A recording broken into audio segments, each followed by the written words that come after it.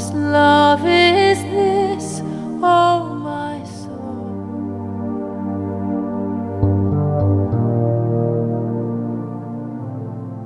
On the first day of unleavened bread, the disciples came to Jesus, saying, "Where do you want us to make the preparations for you to eat the Passover?" He said, "Go into the city to a certain man and say to him, 'The teacher says, my time is near. I will keep the Passover at your house with my disciples.'" So the disciples did as Jesus had directed them, and they prepared the Passover meal. It would have been customary in ancient Judaism for people celebrating the Passover to celebrate it with their biological family. It's something that you celebrate with your kinship group. It's something that binds the kinship group together.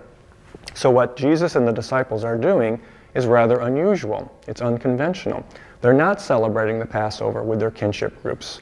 They're not celebrating it with their biological family. They're celebrating it with their new spiritual family. This is Jesus' last meal with his disciples. It's particularly important because it comes in the context of the Passover meal. The Passover meal is something that comes from the book of Exodus. Back in Exodus, we read about these 10 plagues that were coming upon the land of Egypt. Right before the last plague, there is instructions given to Moses that they should create this meal. And this meal is different from any other meal. It's supposed to be eaten really, really fast. Why?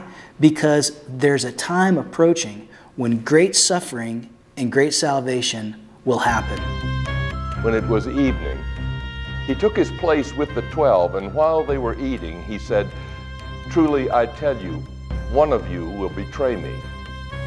And they became greatly distressed and began to say to him one after another, "Surely not I, Lord." He answered, "The one who has dipped his hand into the bowl with me will betray me. The Son of Man goes as it is written of him, but woe to that one by whom the Son of Man is betrayed. It would have been better for that one not to have been born." Judas, who betrayed him, said, "Surely not I, Rabbi." He replied, "You have said so." This term rabbi is only used by Judas and the people who are trying to trick Jesus. Typically, you don't see the disciples employing this term for Jesus, at least in Matthew's gospel. So Judas is kind of tipping his hand by his what seems to be feigned honoring of Jesus through this term.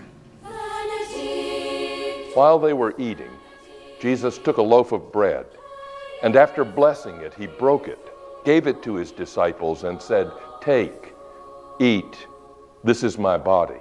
Jesus associates the bread and the wine with his imminent death. He associates the bread with his body, the wine with his blood. And he interprets his death as a sacrifice. But not just any sacrifice.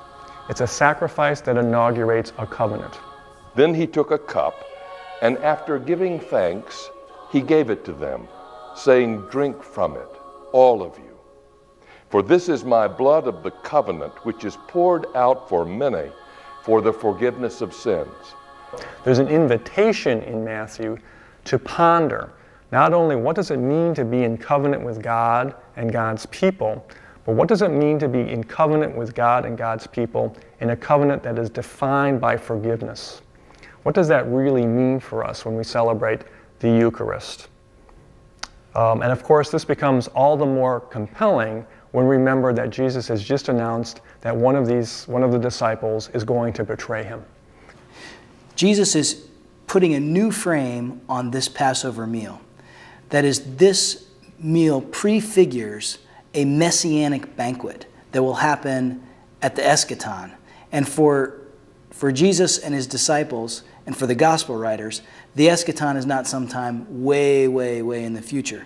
But the eschaton is approaching rapidly, very soon.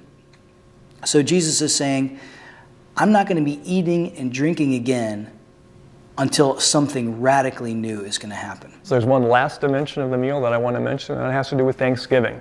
I mean, after all, Jesus does give thanks for the bread before he breaks it and distributes it to the disciples. And I think that element in particular resonates with the artwork of John Swanson. The thing that's most distinctive to me when I look at the artwork is the narrative border. There's a narrative border that has 78 miniature scenes, each one depicting the labor of the people who grow and prepare the food. There was so much effort in order for Jesus and the disciples to have this supper. So it's the idea of the ordinary being transformed so that they're sacred in the ordinary and the ordinary is in the sacred.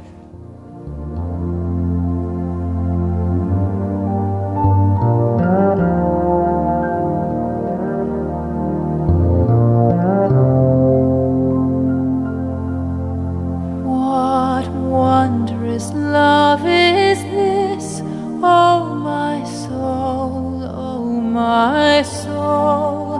What